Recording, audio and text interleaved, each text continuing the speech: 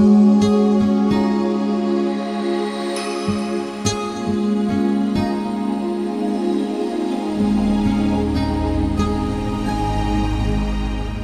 profeta Elías, se lo dije en todas las predicaciones anteriores y lo quiero volver a repetir, el profeta Elías era un hombre lleno del poder de Dios, llenísimo.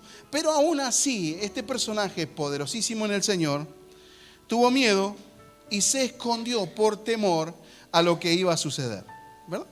Era un poderoso profeta de Dios. Aún así tuvo miedo. Así que quédese tranquilo, amada iglesia, que tener miedo no está mal. El problema es paralizarse por el miedo, que el miedo te paralice y te impida avanzar. Elías tuvo miedo, se escapó, aún luego de pasar el entrenamiento que Elías había tenido. ¿Se acuerdan? La prédica anterior al casamiento se trató sobre el entrenamiento de Elías. El Señor entrenó a Elías para que sea lo que era, el profeta que era, lo educó en el arroyo de Querib, lo alimentaron los cuervos, tomaba agua del arroyo. Luego fue a la ciudad o al lugar, a Sarepta, a la comunidad de Sarepta, y allí se encontró con una viuda. En Sarepta, Elías aprendió la importancia de la ofrenda. ¿Se acuerdan? Sí, se acuerdan. Estoy dando un pantallazo de todas las predicaciones. Y luego que termina ese entrenamiento en el arroyo de Querib, alimentado por los cuervos, tomando agua del arroyo, luego en Sarepta, siendo sustentado por la viuda, Elías entiende el poder que tiene la ofrenda, de dar lo que no tenemos, de dar de lo que nos falta, no de lo que nos sobra. Eso que aprendió Elías en Sarepta, con la viuda, lo puso en práctica en el Monte Carmelo, cuando estableció que Jehová era el rey soberano sobre toda la tierra y destruyó a 400 profetas falsos o profetas de Baal, de un demonio. Estableció así que Jehová era el rey y el señor de toda Israel. Luego de eso, Elías ora para que llueva, ya que había habido una gran sequía en el lugar, ora para que llueva, y seguido a la oración para que llueva, de hecho llovió torrencialmente y que activó toda la economía del lugar. Pero cuando el rey Acab, le cuenta a su esposa Jezabel que Elías había matado a sus 400 profetas, estoy haciendo memoria a las prédicas anteriores. Aquel que no entiende mucho, vaya a YouTube, busque Casa del Padre Aluminé y vea las últimas 4 prédicas, creo. Y ahí las va a encontrar. Entonces Jezabel le dice a Elías: mañana a estas horas voy a tener tu cabeza en mi mano, o sea, te voy a matar. Así como vos hiciste con los 400 de mis profetas, yo te voy a matar a vos, así te va a pasar a vos. Y Elías se asustó y huyó a esconderse. Dice la Biblia que caminó por el desierto, se escondió por todos lados. Y un día se durmió tan profundamente porque él deseaba realmente morirse. ¿Quién ha estado en una crisis así? ¿Sabe que las crisis de divorcio, yo no sé si alguien ha estado en una crisis de divorcio, pero las crisis de divorcio, se lo digo por derecho de causa y experiencia, realmente duele así. La persona que ha sido traicionada en el corazón, ha sido traicionada en sus sentimientos, no piensa en otra cosa, sino en las ganas de morirse. Y eso es difícil levantarse de allí. Y yo creo que Elías estaba ahí tirado en el suelo. Llegó el ángel y le dijo: Elías, come, porque un largo camino te queda. Dice la Biblia en 1 Reyes 19:6, dice que Elías comió y con lo que comió le alcanzó para caminar 40 días y 40 noches. Miren si no era maravilloso el alimento que Jehová le estaba dando. Ahora, Elías estaba escondido por temor a Jezabel, pero Dios lo saca a Elías de un estado de estupor y lo envía a buscar la presencia de Dios al monte. Quiero hacer un pequeño paréntesis aquí. Elías ya estaba viviendo crisis, y esa crisis, por temor a morir, lo había llevado a estar en un estado de estupor muy fuerte. ¿Qué es estupor? Estupor es una especie de somnolencia. ¿Somnolencia se dice? ¿Así se dice, profe Morro? somno. Bueno, eso que dijo el profe ahí, dígalo fuerte.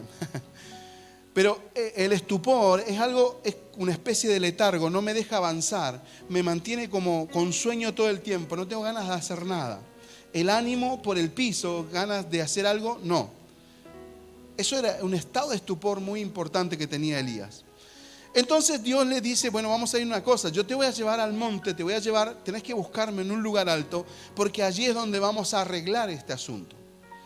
Y eso es lo que Dios nos está marcando hoy. Lo que Dios va a hacer hoy con nosotros es arreglar el asunto ese de estupor. Hoy el Señor dijo, yo voy a arreglar en la iglesia este asunto de estupor. Algunos están todavía tirados ahí en el arroyo, algunos todavía no están comiendo porque un largo camino les queda, algunos todavía están empezando a morder. Pero el Señor te dice, yo te quiero llevar al monte y allí en el monte yo voy a sanar tu estado de estupor. Te voy a activar, te voy a poner de vuelta en el propósito, Elías. Primera de Reyes 19, vamos a leer desde el versículo 9 al versículo 16. Voy a leerle la versión Biblia de las Américas, así que cualquier cosa, si no coincide tal cual con su Biblia, escúcheme nada más. Dice, allí entró en una cueva y pasó en ella la noche. Y aquí vino a él palabra del Señor y él le dijo, ¿qué haces aquí, Elías? Note lo que dice la Biblia y lo que le dice el Señor a Elías. ¿Qué haces aquí? ¿Alguna vez le pasó que su hijo se escondió porque se las había mandado por algo? ¿Alguna vez le pasó? ¿Los que tienen hijos? El otro día leía un artículo que dice que el ruido más complicado para una mamá que tiene hijos es el silencio. Cuando hay silencio hay un problema. Entonces lo que pasó aquí es que Dios se encontró en un silencio, encontró ese silencio en Elías, fue a verlo, lo encontró en una cueva y le dijo, ¿qué haces aquí? ¿Qué haces aquí, Elías? Dígale al que está al lado, ¿qué haces aquí? Ahora note lo que él respondió, dice, he tenido mucho celo por el Señor, Dios de los ejércitos, porque los hijos de Israel han abandonado su pacto, han derribado sus altares, han matado a espadas tus profetas, y he quedado yo solo y buscan mi vida para quitármela. Esto fue lo que dijo Elías. Diga conmigo, excusas. Mire, cuando alguien por distintas razones, por distintas causas, entra en un estado de cansancio o de estupor, tiende a aislarse. ¿Le pasó? Que cuando usted siente, no quiero que nadie me vea, apaga el celular, no lo atiende, ¿se da cuenta? Así pasa cuando entramos en ese estado. Así que esta es una pequeña, si quiere ir tomando nota, ese es uno de los pequeños, se podría decir, lucecitas rojas como para ir descubriendo si estamos entrando o no en un estado de estupor. Si usted cree que en algún momento tiene ganas de estar solo, pero esa soledad con dolor, ¿no? Porque a veces uno tiene ganas de estar solo, porque a mí me pasa, atendemos muchísima gente y hay momentos en que quiero estar solo, tranquilo, que nadie hable, ni al perro le prohibí ladrar. No, de verdad. El perro cuando ladra hace, wow. Y me mira. Pero a veces cuando ese silencio, cuando esa búsqueda de soledad está avanzada por un estado de dolor, que ya da una sensación de muerte, una sensación de querer morirse, ahí es donde comienza el problema. Elías vivió 2 persecuciones, note esto. Elías estaba asustado porque los acusaban de muerte, o sea, lo querían matar. Pero Elías vivió 2 persecuciones, diga conmigo 2 persecuciones. Una fue cuando confrontó a Acab diciéndole, ustedes han corrompido la nación metiendo idolatría. Entonces Acab, y por ende no va a llover por 3 años y medio. Eso le dijo Elías a Acab.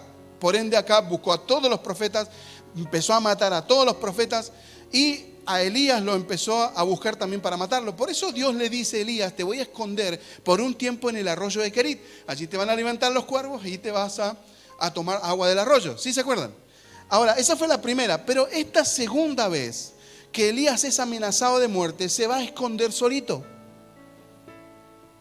Esta vez Elías se va a esconder solo. Primero Dios le dijo, bueno, ve y escóndete, pero esta vez Elías dijo, bueno, como la primera vez Dios me dijo que me esconda, ahora también me voy a esconder.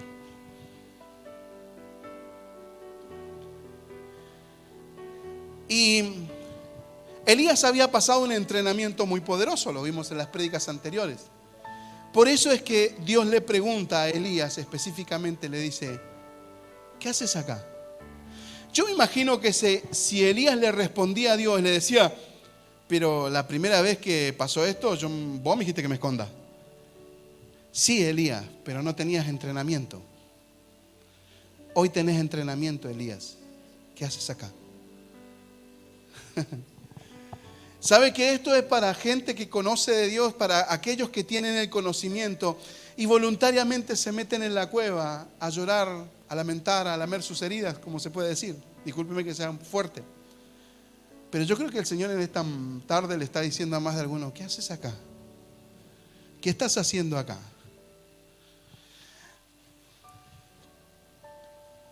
Lo segundo que hizo Elías cuando fue confrontado con ¿qué haces acá? Elías echó culpas. ¿Por qué? ¿Por qué echó culpas? Porque dijo, nadie ha quedado, solo yo. Todos te abandonan, yo soy el único, yo soy el único. Acá el único que hace soy yo. ¿No le pasó? El problema es que Elías comenzó a echar culpas y la persona que entra en un estado de estupor comienza a echar culpas y comienza a culpar a otros por la situación que le está pasando. ¿Alguna vez se preguntó esto? Por ejemplo, yo hago todo lo necesario, pero la gente no cambia más. ¿No escuchó algún líder así? ¿Algún pastor? ¿No lo dijo usted? Sea sincero. No me lo diga a mí, no levante la mano. Pero sea sincero con usted mismo y con el Espíritu Santo. La gente no cambia más. Qué dura que es la gente, che.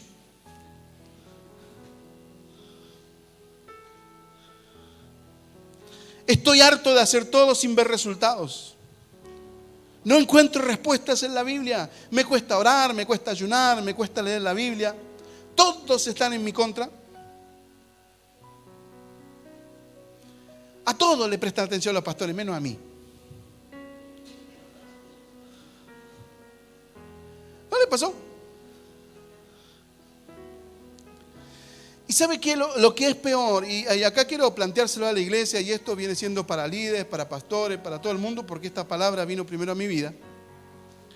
Pero sabe que alguna gente, algunos líderes fingen con servir, fingen que lo que están haciendo está bien y que se sienten satisfechos, pero por dentro tienen una frustración, unas ganas de abandonar, unas ganas de decir, ¿para qué voy de vuelta? ¿Por qué hago esto otra vez si esta gente no arranca más? Elías hizo lo mismo. Todos te abandonaron, Señor. Y ahora encima me andan buscando a mí para matarme. ¿Se da cuenta? Es como que siempre hay una culpa sobre otros. Cuando una persona entra en un estado de estupor o entra en un estado de crisis,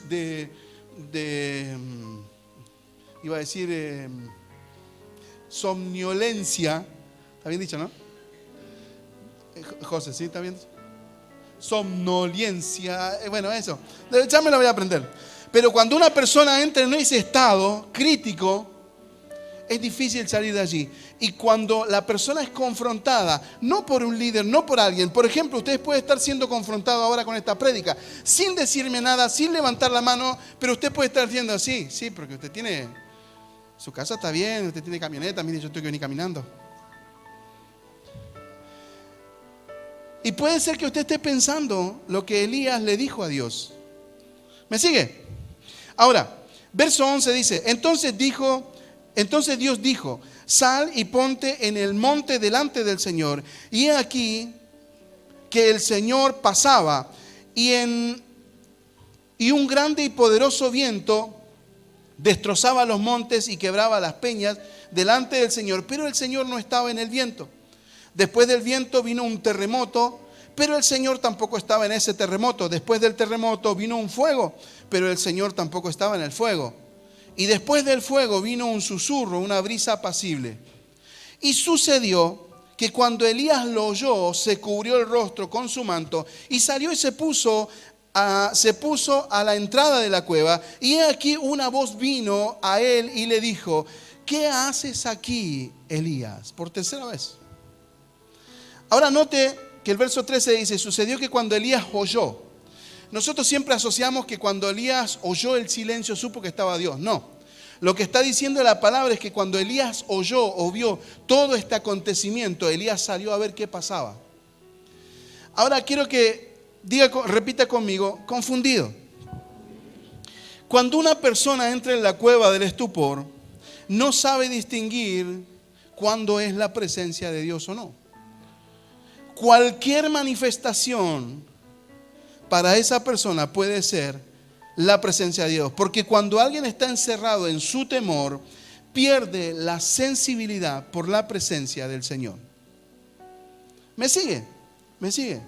Cuando alguien está en ese estado de estupor, en la cueva donde estaba Elías, la persona pierde la sensibilidad a la palabra, no se da cuenta cuando es Dios. Presta atención acá y usted se va a dar cuenta que cuando uno empieza a perder la pasión o el primer amor, como dice Apocalipsis, lo segundo que viene es la confusión. No nos damos cuenta cuando es la presencia de Dios la que está hablándome. La gente que cae en una cueva de estupor no se deja ayudar. Note que el Señor le dijo a Elías y este respondió, le habló a Elías, le dijo, ¿qué haces aquí? Y este le respondió con una excusa. Elías perdió el concepto de hablar con Dios. ¿Sí me sigue? Cuando alguien se encuentra en la cueva del miedo o la baja autoestima o el rechazo, ¿qué sería el rechazo? Yo no sirvo, no me llaman, no soy importante. Mis líderes o mis pastores no tienen tiempo para mí. Esa es una actitud de rechazo. Cuando yo estoy con esas actitudes, estas palabras son una especie de luz que me muestra que estoy en un lugar crítico de oscuridad.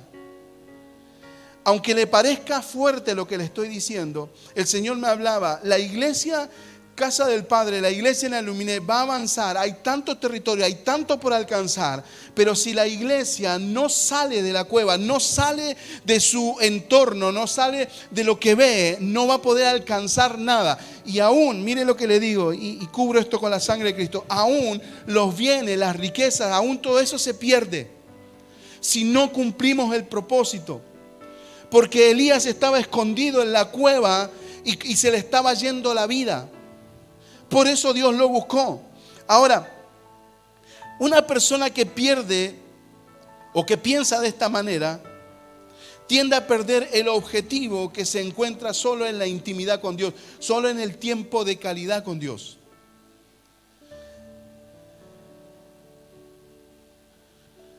Ahora note esto. Dice la Biblia que hubo un estruendo, un terremoto, todo eso, pero Dios no estaba ahí. Dios estaba en el silencio. ¿Qué es el silencio? Yo le he enseñado a muchas personas en este tiempo que hemos podido atender en la oficina y le he dicho, no oren, no hablen, escuchen a Dios. Porque es fácil, nosotros vamos a orar y empezamos.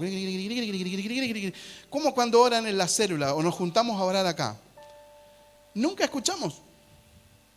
Si la oración es un diálogo, la oración es algo que tiene que funcionar en ida y vuelta. Usted me escucha, yo la escucho. Esa es la oración, así funciona. Pero nosotros tenemos la costumbre de hablar y después decimos amén en el nombre de Jesús. Y nos vamos. Estuve en la oración con el Señor. Y el Señor dice, si ni me escuchaste, ni alcanzaste a oír lo que te dije. Hablabas todo el tiempo y yo te quería manifestar mi amor, te quería mostrar mis principios, te quería guiar, te quería llevar a lugares poderosos, pero no me escuchaste, te levantaste y te fuiste. Hablaste todo el tiempo, nunca me escuchaste. Porque una persona que está en la cueva está acostumbrada a todos esos zumbidos grandes. Hay un ruido, hay gente que no puede salir del ruido de su cabeza. Mire, no estoy en contra de la gente que ora fuerte, porque de hecho hay que orar fuerte. Me gusta la oración efusiva. De hecho, el libro de Santiago dice que Elías oraba efusivamente, o sea que era poderoso en la oración. Pero una persona que ora continuamente a los gritos tiene un problema. Porque hay un momento en que yo tengo que bajar al silencio del Señor, al silbo apacible. Y allí es donde Dios se va a manifestar. O sea, yo tengo que tener un lenguaje. Imagínense que usted saluda a su esposa a la mañana Los que recién se casaron, ¿cómo hicieron al otro día? Hola, bichito.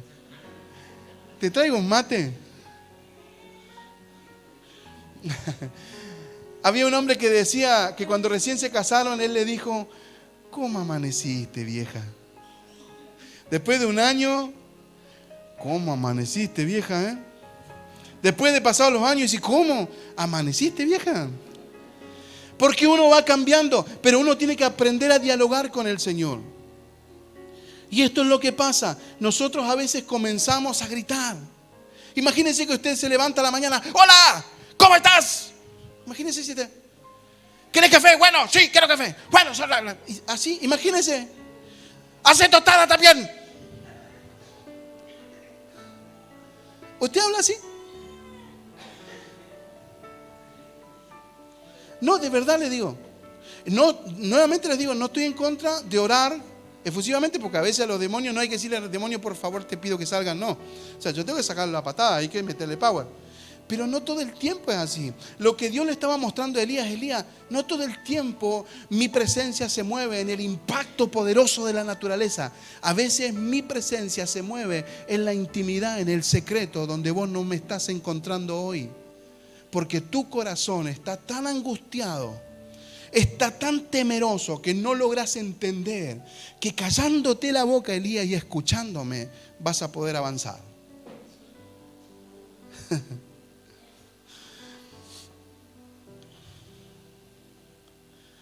Hagamos un ejercicio. Cierre sus ojos. Cierre sus ojitos. Cierre sus ojos y escuche.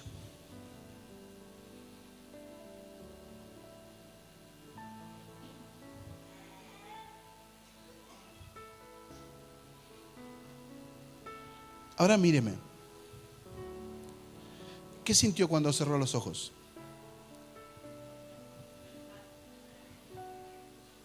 Algunos dicen que justo gritó el bebé. ¿Sabe por qué? Si nosotros tuviéramos entrenada la intimidad en el silencio, podríamos hacer así y sentimos como el silbo apacible acaricia tu alma. Pero si usted se queda callado y hace silencio y no siente absolutamente nada, déjeme decirle que usted está en la cueva como Elías. Porque el que es libre de espíritu sabe escuchar a Dios en el silencio. Yo no sé si usted me está entendiendo. ¿No le está gustando, no? Lo que le digo. Porque algunos me miran así como...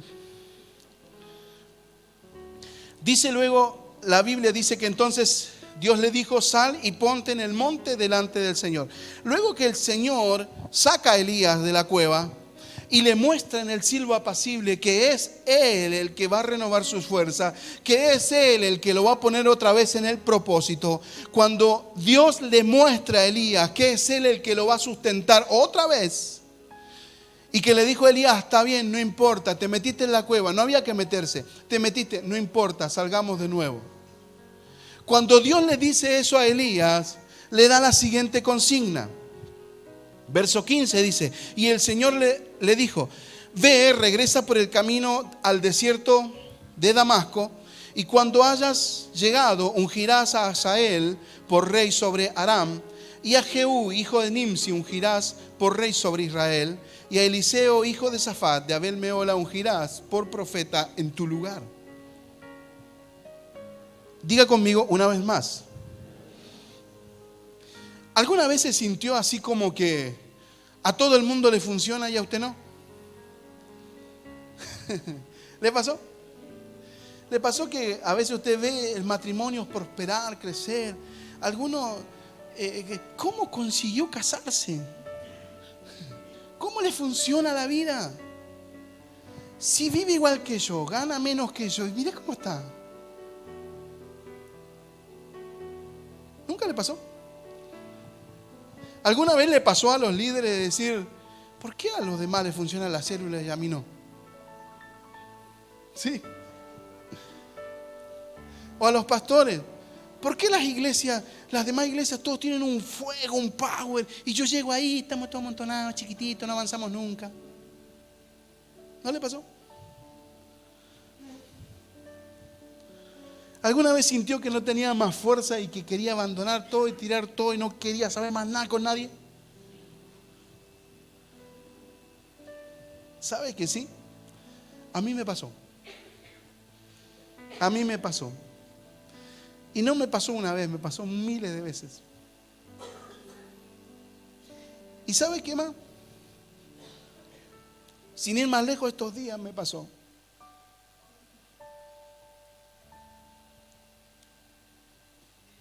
Mi hija mi nieto está cumpliendo años hoy, cumple 2 añitos. Y mi hija me dijo, le dije, ¿y le hicieron algo? Sí, pa, cuando llegue Walter, que sería su esposo, mi yerno,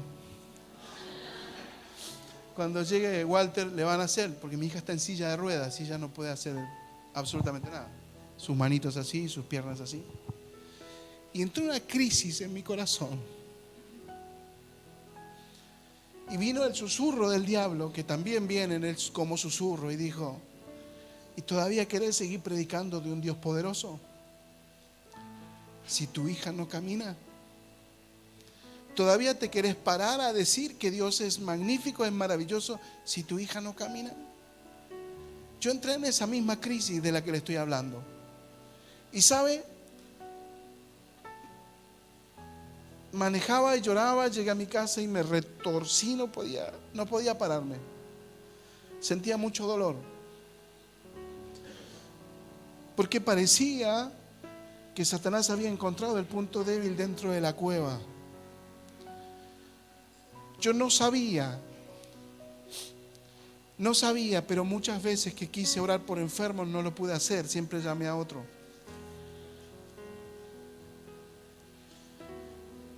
Cuando estaba viviendo eso, en medio de la angustia, del llanto, se acercó el Señor y me dijo, ¿qué haces aquí?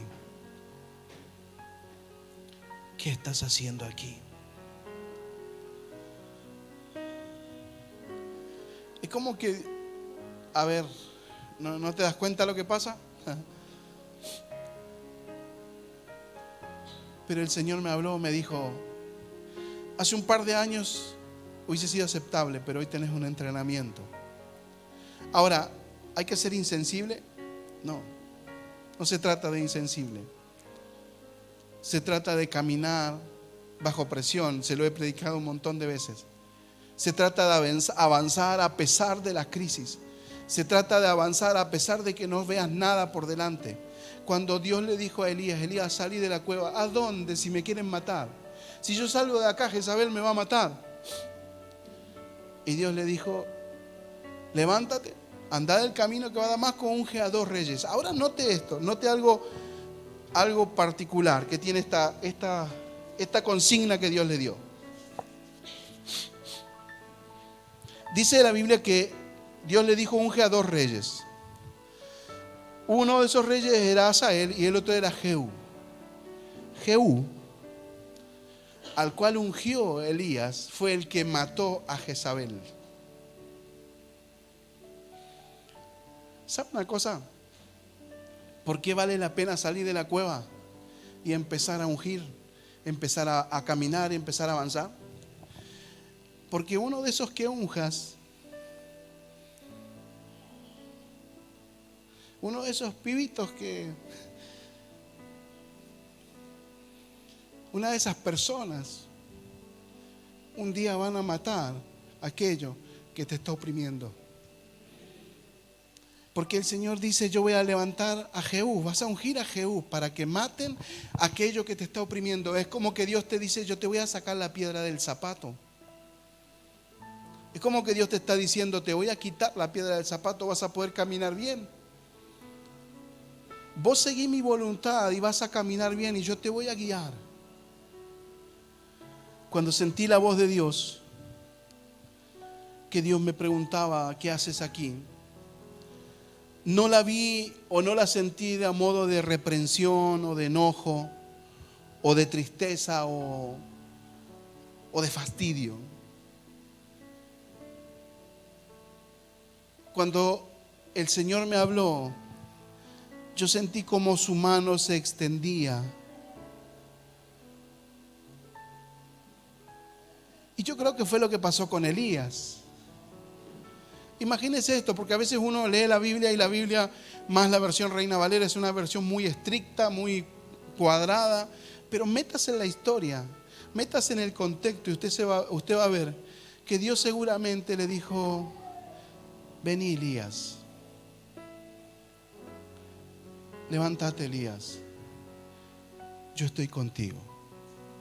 Yo no sé cómo se habrá sentido Elías, avergonzado tal vez, como me sentí yo, sí. Héctor, ¿puedes traerme las 2 sillas?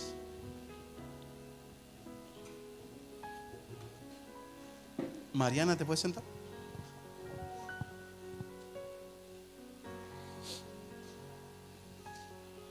Yo me imagino que Elías estaba mirando hacia atrás con su llamado.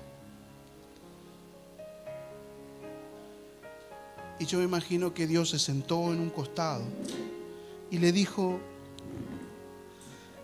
Mariana,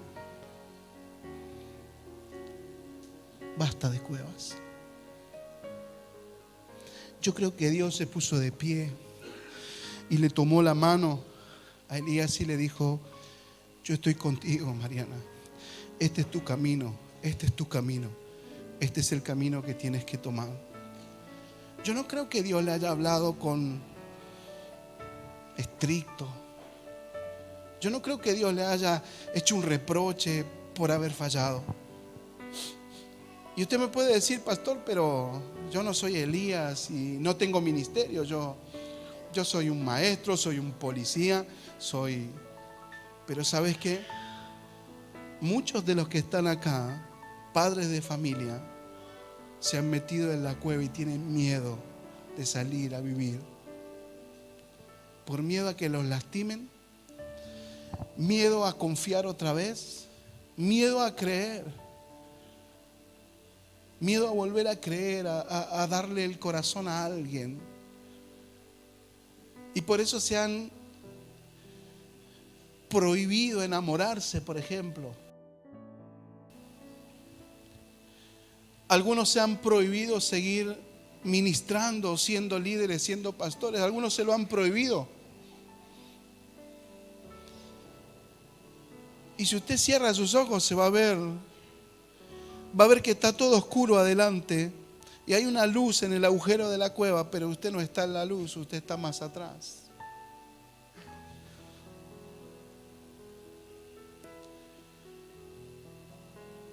Yo no sé qué es lo que Dios va a hacer en este día. Lo único que sé es que Dios me dijo: diles que se pongan en mi presencia, porque los voy a volver a hacer caminar en el propósito. Yo creo que lo que Dios hizo con la iglesia, lo que está haciendo con la iglesia, es algo poderoso, algo tan poderoso, tan maravilloso, que va a haber un antes y un después en este año 2022. Usted va a ver cosas que no van a tener precedentes. La iglesia va a marcar un tiempo. Se va a hablar de este tiempo de la iglesia. Y no solo en esta, sino en la iglesia en el mundo, en todos los lugares. Cuando la iglesia entienda que tiene que salir de la cueva, que tiene que salir de su yo, de la presión que tiene porque le salieron las cosas mal. Cuando la iglesia entienda que tiene que volver a caminar, cuando la iglesia entienda eso, la iglesia va a volver a vivir empoderada. Va a volver a vivir lo que era antes, va a volver a sentir lo que sentía antes, va a volver a tener lo que tenía antes, va a volver a tener los dones que tenía, que hoy ni siquiera están ni al 10%.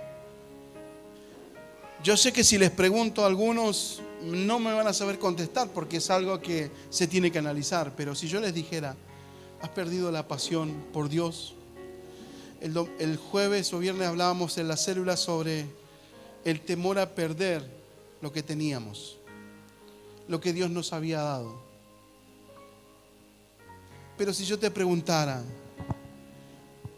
¿lo perdiste?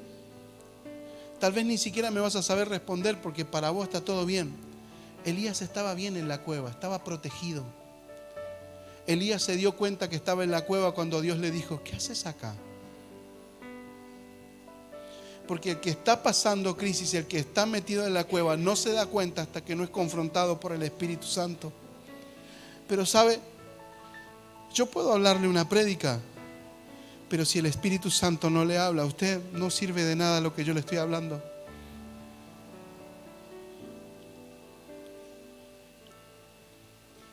Tuve que decirle: Señor, muéstrame como en un espejo mi condición. Y aún siendo pastor, aún avanzando, abriendo iglesias por todos lados, el Señor me mostró y me vi que estaba en la parte oscura de la cueva. Estaba bien en el fondo. Yo creí que estaba bien. Creí que las cosas estaban bien. Pero habían habido enojos que me habían dejado afuera del camino. Me había enojado con Dios porque mi hija.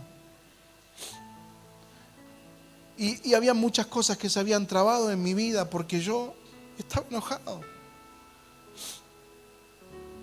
Estaba enojado con Dios porque no entendía su palabra. Yo no sé si usted me está entendiendo lo que le digo, pero yo siento en mi corazón de decirle, como le dijo Dios a Elías: iglesia, ¿qué haces ahí? ¿Qué estás haciendo ahí? Es tiempo de activarte, es tiempo de volver a caminar en el propósito. Es tiempo de volver a avanzar en el propósito, porque hay mucho camino por recorrer. Tienes que ungir reyes, tienes que ungir profetas. Todavía te queda camino por recorrer. Espíritu Santo, Espíritu Santo, te suplico. Te suplico, Espíritu Santo, ayúdanos. Ayúdanos a entrar en tu presencia. Ore al Señor. Ore allí donde usted está.